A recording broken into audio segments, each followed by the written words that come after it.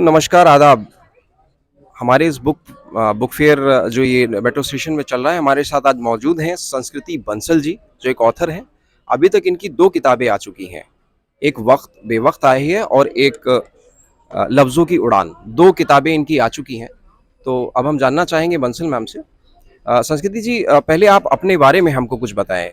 कि आप कहाँ से और कैसे ये शौक जागा, और आप अपने बारे में कुछ बताएँ? पहले तो मैं बहुत बहुत शुक्रिया अदा कहना चाहूँगी बुकलैंड के इस प्लेटफॉर्म को। और दूसरी बात यह है कि मैं लखनऊ से ही बिलोंग करती हूँ। मेरी पढ़ाई लखनऊ में हुई है और मेरी आगे की पढ़ाई जो मैंने की है वो दिल्ली यूनिवर्सिटी से की है। तो मुझे ये लगता है कि जब इंसान खुद अकेले में ज़्यादा होता है तो उसे बहुत कुछ पता चलता है। और मैंने मेट्रो में बहुत ट्रैवल किया जब मैं दिल्ली में थी। तो जब मैं मेट्रो में थी, अकेले थी, तो इतना ऐसा लगता था कि मुझसे खुदा बात कर रहे हैं। तो जब खुदा आपसे बात करते हैं तो वो किसी ना किसी ज़रिए से निकलता है और किसी ना किसी से तरीके से बाहर आता है।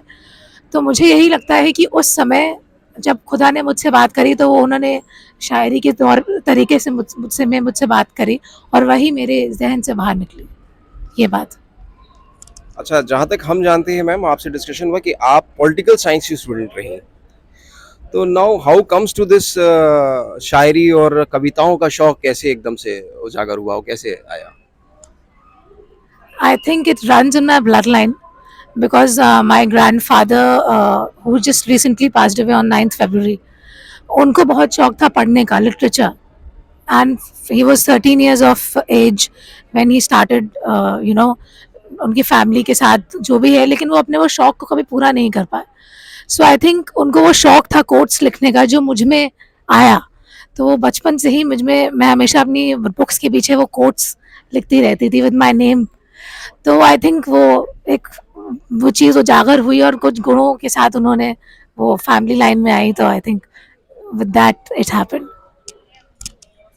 चूंकि मैम आपका तखल्लुस आतिश है, मैं आतिश लखनवी के बारे में बात तो नहीं करूंगा, लेकिन जाहिर सी बात है कि इसमें कहीं ना कहीं अवध और लखनऊ की झलक मिलती है, और इसमें आपका छुपा हुआ प्रेम भी दिखाई हमें देता है। लेकिन आतिश इज समथिंग एग्रेसिव आप है। तो क्या आपकी शायरियों में क्या थोड़ा सा रोमांटिक होती है कि थोड़ी रिवोल्यूशन है, मतलब क्या है उसमें, आप बताएंगे? एक्चुअली मेरी इस सेकंड वाली बुक में सब कुछ है। चाहे वो इनकलाब हो, चाहे वो विजन, कायनात हो, विजन हो, मोहब्बत हो। इसमें सारे ही सारे आपने जो अभी मेंशन किए हैं, छः के छः चीज़ें हैं।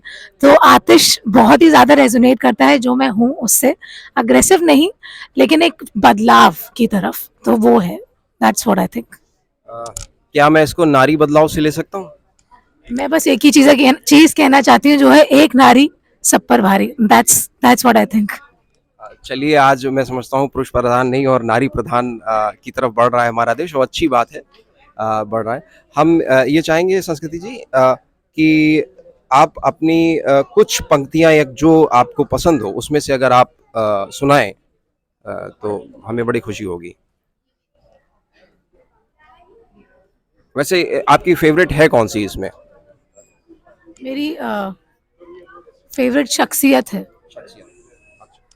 मैं वही सुनाऊंगी। चलिए आप नहीं, मैं जी। मैंने पूछा उस रात चांदनी से, क्यों इख्तियार है खुद में इतना।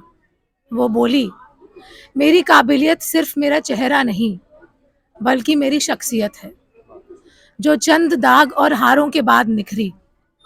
आदत है इंसान को बाहरी खूबसूरती से हर किसी को तोलने की। आदत है इंसान को बाहरी खूबसूरती से हर किसी को तोलने की, मगर वो ये नहीं जान पाता कि दिल सब में धड़कता है और दाग सभी में होते हैं। मगर वो ये नहीं जान पाता कि दिल सब में धड़कता है और दाग सभी में होते हैं। शुक्रिया। बहुत अच्छा आपने एक पिरोया है, किसी के भाव को बहुत खूबसूरत तरीके से पिरोया है। और अच्छा, ये बताइए कि आप अपने खाली वक्त में, या आपके कौन फेवरेट ऑथर्स हैं इंडियन, और अगर फॉरेन भी मैं तो जानना चाहूँगा कि कौन है वो? मेरे फेवरेट ऑथर्स जो इंडिया में मुझे लगता है, एक तो I really like robin Sharma, अगर इंग्लिश की बात करें रॉबिन शर्मा। और अगर उर्दू की पोइट्री की बात करें तो निज़ा फ़ाज़ली। एक आदमी में होते हैं 10-20 आदमी, जिसको भी देखना हो कई बार देखें। तो मेरे one of the favourite most favourites Nida Fazli हैं। और बाकी फैज़ अहमद फैज़, वो भी काफ़ी दिल के करीब हैं। तो एंड डॉक्टर इलामा इकबाल, मैंने उनको पढ़ा भी है। मैंने एक्चुअली पॉलिटिकल साइंस से, मुझे लगता है पॉलिटिकल साइंस ही आपको मुझे शायरी में लेके आई है, क्योंकि आप इतने सारे पोएट्स, इतने सारे फ्रीडम फाइटर्स से रूबरू होते हैं, जो इतनी उनके अंदर दहशत होती है और आग होती है कुछ बदलाव करने की। मुझे लगता है आई थिंक पॉलिटिकल साइंस ही मुझे लेके आई है। अच्छा, आपने बहुत ही डाइवर्स पोएट्स का नाम लिया है, अल्लामा इकबाल, फैज़ अहमद फैज़ साहब और निदा फ़ाज़ली। देखिए, जहाँ तक मैं जानता हूँ, एक इनकलाबी शायर रहे हैं अल्लामा इकबाल, और रोमानियत की दुनिया से ताल्लुक़ रहा है आपका फैज़ अहमद फैज़ साहब का। निदा फ़ाज़ली साहब ने भी ज़िंदगी की हकीकतों को अपनी शायरियों में पिरोया है। बहरहाल, इन तीनों में से मैं चाहूँगा कि किसी का आपको कोई शेर याद हो तो आप याद है आपको कोई शेर इस वक्त जहन में? अल्लामा इकबाल का एक मुझे याद है, वो परवाज़ वाला जो है, अच्छा, परवाज़। बट हाँ, नॉट नहीं, नहीं, अभी मैं समझ सकता हूँ, you are not prepare for this. Anyway, चलिए, जो आज के हमारे पास कई ऐसे बडिंग ऑथर्स आते हैं जो कविताएं लिखते हैं बच्चे, और बच्चे लिखती हैं, वो चाहती हैं, तो उनके लिए कोई संदेश आप अगर देना चाहें कि भाई क्या सोच के लिखना चाहिए, क्योंकि उनको थोड़ा सा एक हिम्मत मिले, इसलिए तो मैं चाहूँगा एक मैसेज आप आने वाले बडिंग ऑथर्स के लिए अगर आप दे सकते हैं। मेरा सिर्फ एक ही मैसेज है, जो ये है कि जो भी आप पिरोते हैं, उसको अपनी रूह से पिरोइए। ये मत सोचिए कि सामने वाला क्या सोचेगा, क्या नहीं सोचेगा। जो आप कार्व आउट कर रहे हैं, वो आपकी खुद की रूह से आ रहा है। तो just be yourself and just show the world who you are. किसी से डरने की ज़रूरत नहीं है।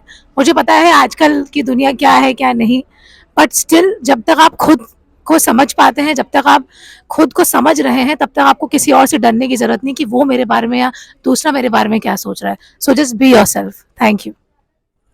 चलिए, ये थी संस्कृति बंसल जी उर्फ आतिश। तो खैर मैम, बहुत अच्छा लगा आपसे बात करके, और मैं उम्मीद करूंगा कि आपके रीडर्स भी इसको एंजॉय करेंगे। Thank for joining us. Thank you.